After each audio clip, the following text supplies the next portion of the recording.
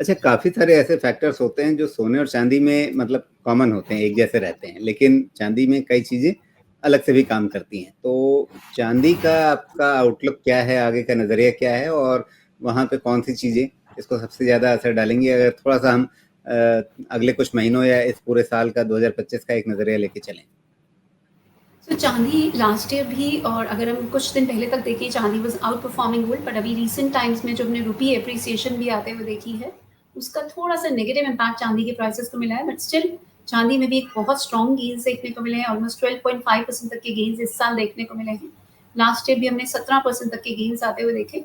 चांदी में भी अगर हम देखें तो चाइना काफ़ी ज़्यादा स्टिमुलस लेके आ रहा है, काफ़ी ज़्यादा ईजिंग मेजर्स की बात कर रहा है, और चाइना से सिल्वर की डिमांड काफ़ी हद तक बढ़ रही है in line with all base metals, because चांदी एक प्रेशियस मेटल भी है और एक बेस मेटल की तरह भी एक्ट करती है। इसकी इंडस्ट्रियल एप्लीकेशंस में काफ़ी ज़्यादा डिमांड रहती है।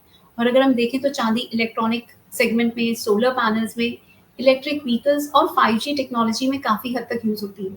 Even though it also draws its strength from gold, और जहाँ गोल्ड की हम सेफ हेवन डिमांड को बढ़ते हुए देख रहे हैं, सिल्वर में भी हम सिमिलर सेफ हेवन डिमांड आते हुए देख रहे हैं।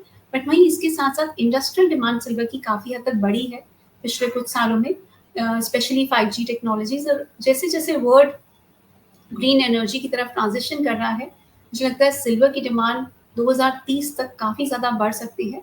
और अगर हम सप्लाई की भी बात करते हैं तो सप्लाई भी डिमांड को मैचअप नहीं कर पा रही है। 2025 would be the fifth year जहां silver market will remain in a deficit. और ग्लोबल सिल्वर डिमांड की भी अगर हम बात करें तो इस साल भी 1.2 बिलियन आउंसेस रहने की एक्सपेक्टेशन है। सो मेरा ऐसा मानना है कि जो ETFs में भी डिमांड निकल के आ रही है और इंडस्ट्रियल डिमांड भी है, और जिस तरीके से हम सेफ हेवन डिमांड आते हुए देख रहे हैं, सो ये सारे फैक्टर्स सिल्वर को काफ़ी हद तक फेवर करेंगे।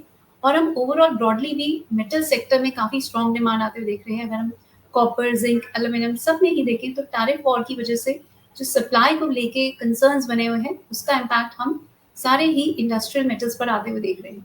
सो सिल्वर का भी इसको काफ़ी फ़ायदा मिल रहा है। मेरा ऐसा मानना है कि सिल्वर इस साल गोल्ड को आउट परफॉर्म कर सकती है। लास्ट ईयर क्लियरली गोल्ड ने सिल्वर को आउट परफॉर्म किया था, बट इस साल silver is likely to outperform, because silver के प्राइसेस की बात करें तो $31 to 32 एक बहुत स्ट्रॉन्ग हर्डल एरिया बना हुआ था। प्राइसेस ने इस लेवल को कन्विंसिंगली सरपास किया है। डोमेस्टिक मार्केट में भी 1 लाख मार्क को प्राइसेस ने एक बार क्रॉस किया है, इवन दो थोड़ी करेक्शन हमने हाई लेवल से आते हुए देखी है, but still prices have been able to hold above that level for some time. So ये कॉन्फिडेंस देता है कि ये रैली फर्दर कंटिन्यू हो सकती है। अगर मैं इंटरनेशनल मार्केट की बात करूं तो I see this rally extending towards $36 per ounce and then $42 पर आउंस एज वेल। थोड़ा सा ये लंबा समय का नजरिया रहेगा। और वहीं अगर हम डोमेस्टिक मार्केट में बात करें तो 1,10,000 से 1,25,000 तक के level slightly longer term perspective में हम आते हुए देख सकते हैं। डाउन साइड में सपोर्ट्स की बात करें तो 94,000 से 91,000 एरिया एक स्ट्रॉन्ग सपोर्ट जोन रहेगा। और वहीं हाई साइड में 1,10,000, 1,15,000 and then 1,25,000, these are the possible upside levels for silver.